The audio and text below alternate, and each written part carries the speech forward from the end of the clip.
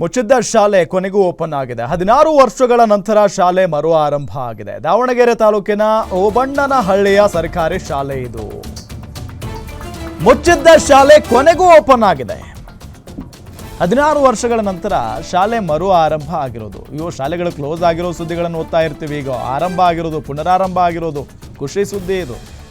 ವಿದ್ಯಾರ್ಥಿಗಳಿಲ್ಲದೆ 2008ರಲ್ಲಿ ಶಾಲೆ ಕ್ಲೋಸ್ ಮಾಡಲಾಗಿತ್ತು. ಗ್ರಾಮಸ್ಥರು, ಹಿರಿಯ ವಿದ್ಯಾರ್ಥಿಗಳ ಪ್ರಯತ್ನದ ಫಲವಾಗಿ ಈಗ ಮತ್ತೆ ಓಪನ್ ಆಗಿದೆ. ಶಾಲೆಗೆ ಈ ವರ್ಷ 12 ಮಕ್ಕಳು ದಾಖಲಾಗಿದ್ದಾರೆ. 65 ಮನೆಗಳಿರುವಂಥ 500 ಜನಸಂಖ್ಯೆಯ ಪುಟ್ಟ ಗ್ರಾಮ ಅದು.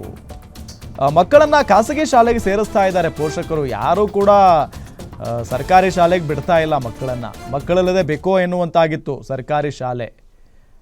ಎಂಥ ಪರಿಸ್ಥಿತಿ ನೋಡಿ, ಕರ್ನಾಟಕದಲ್ಲಿ ಕನ್ನಡ ಶಾಲೆಗಳು ಬೇಕೋ ಅಂತ ಇದ್ದಾವೆ. ಎಲ್ಲ ಇಂಗ್ಲಿಷ್ ಮಾಧ್ಯಮದ ಕಡೆಗೆ ಮಕ್ಕಳನ್ನ ಸೇರಿಸ್ತಾ ಇದ್ದಾರೆ. ಪೋಷಕರೆಲ್ಲ ಸೇರಿಬಿಟ್ಟು ನಮ್ಮೂರಾಗ ಶಾಲೆ ಐತೆ, 16 ವರ್ಷ ಶಾಲೆ ಮುಚ್ಚಿಬಿಟ್ಟು ಅದನ್ನ ಏನಾರು ಮಾಡಿ ನಾವು ರಿಓಪನ್ ಮಾಡಿಸಿ ನನ್ನ ಮಕ್ಕಳು ಹೋಗೋಕ್ಕೆ ಅನುಕೂಲ ಆಗುತ್ತೆ ಅಂತ ಹೇಳ್ಬಿಟ್ಟು ನಾವೆಲ್ಲ ಸೇರಿ ಪೋಷಕರು ಸೇರಿಬಿಟ್ಟು ಒಂದು ಮೀಟಿಂಗ್ ಮಾಡ್ತೀವಿ. ಎಲ್ಲಿ ನಮ್ಮ ಏಕೆ ಕಾಲೇಜ್ ಅಂತ ಬರುತ್ತೆ ಇಲ್ಲಿ. ಅಲ್ಲಿ ಮೀಟಿಂಗ್ ಮಾಡಿಬಿಟ್ಟು ಹೌದಲ್ಲ ಸ್ಟ್ರೆಂತ್ ಐತಲ್ಲ, ಈಗ ಮೊದಲಂತೂ ಇಲ್ಲ ಅಂತ ಹೇಳ್ತಿದ್ರು. ಈಗ 16ರಿಂದ 18 ಮಕ್ಕಳು ಇಲ್ಲೇ ಓಡಾಡ್ತಿದ್ದಾರೆ. ಅದೇ ಮಕ್ಕಳನ್ನ ನಾವು ಗೌರ್ಮೆಂಟ್ ಶಾಲೆಗೆ ಸೇರಿಸಿದ್ರೆ ಅನುಕೂಲ ಆಗುತ್ತೆ ಅಂತ ಹೇಳ್ಬಿಟ್ಟು ಮೀಟಿಂಗ್ ಮಾಡಿಬಿಟ್ಟು ನಾವೇನು ಮಾಡಿದ್ವಿ, ಒಂದು ಪ್ರಾಯೋಗಿಕವಾಗಿ ಶಾಸಕರ ಮುಖಾಂತರ ಮನವಿ ಸಲ್ಲಿಸೋಣ. ಆಮೇಲೆ ಶಾಸಕರು ಏನೇನು ಹೇಳ್ತಾರೆ ನೋಡ್ಬಿಟ್ಟು ಆಮೇಲೆ ನಾವು ಮುಂದುವರಿಯೋಣ ಅಂತ ಹೇಳ್ಬಿಟ್ಟು ನಾವು ನೇರವಾಗಿ ಒಂದು ಆಟ ಮಾಡ್ಕೊಂಬಿಟ್ಟು ಮಕ್ಕಳಿಗೆ ಸನ್ಮಾಹಿತವಾಗಿ ಶಾಸಕರ ಹತ್ರ ಹೋಗ್ತೀವಿ.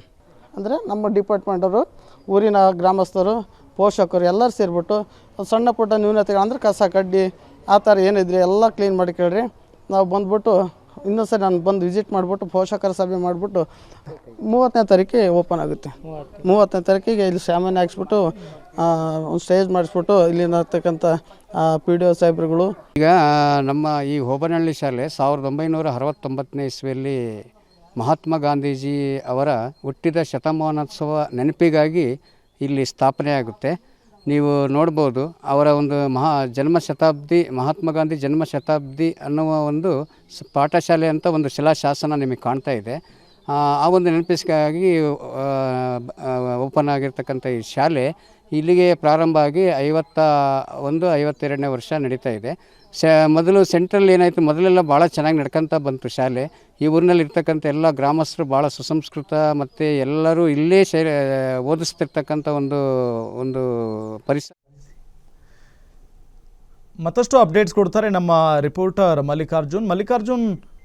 ಈ ಶಾಲೆ ನಾವು ಪ್ರತಿ ಸಾರಿ ಗಮನಿಸ್ತಾ ಇರ್ತೀವಿ, ಸರ್ಕಾರಿ ಶಾಲೆಗಳು ಕ್ಲೋಸ್ ಆಗ್ತಾ ಇರ್ತವೆ ಅಂತ. ಈಗ ಒಂದು ಓಪನ್ ಆಗಿದೆ ಶಾಲೆ, ಖುಷಿಯ ವಿಚಾರ. ಯಾಕಿದು ಬಂದ್ ಆಗಿತ್ತು, ಈಗ ಹೆಂಗೆ ಓಪನ್ ಆಯಿತು?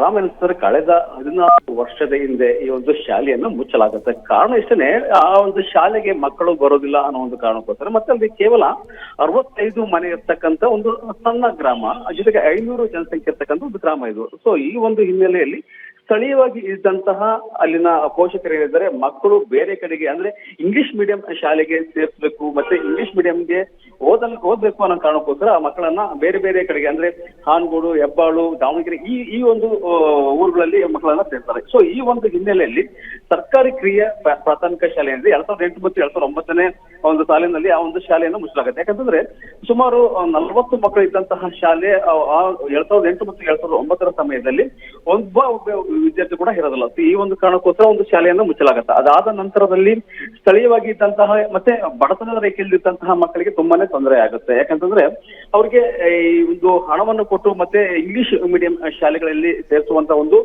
ಶಕ್ತಿ ಇರೋದಿಲ್ಲ. ಆ ಒಂದು ಹಿನ್ನೆಲೆಯಲ್ಲಿ ಮತ್ತೆ ಜೊತೆಗೆ ಪಕ್ಕದಲ್ಲಿದ್ದಂತಹ ಹಳ್ಳಿಗಳಿಗೆ ಹೋಗಿ ಮಕ್ಕಳು ಓದ್ ಬರ್ಬೇಕಂತಂದ್ರೆ ಅಲ್ಲಿ ಯಾವುದೇ ಜಸ್ಟ್ ಹೋಲ್ಡ್ ಮಲ್ಲಿಕಾರ್ಜುನ್, ನಾನು ನಿಮ್ಮನ್ನ ಮಾತನಾಡಿಸ್ತೇನೆ. ಈಗ ವಿಭಾಗೀಯ ಸಂಪನ್ಮೂಲ ವ್ಯಕ್ತಿ ಮಧುಸೂದನ್ ಅವರು ನಮ್ಮ ಜೊತೆಗೆ ಸಂಪರ್ಕದಲ್ಲಿದ್ದಾರೆ. ಸರ್ ನಮಸ್ಕಾರ.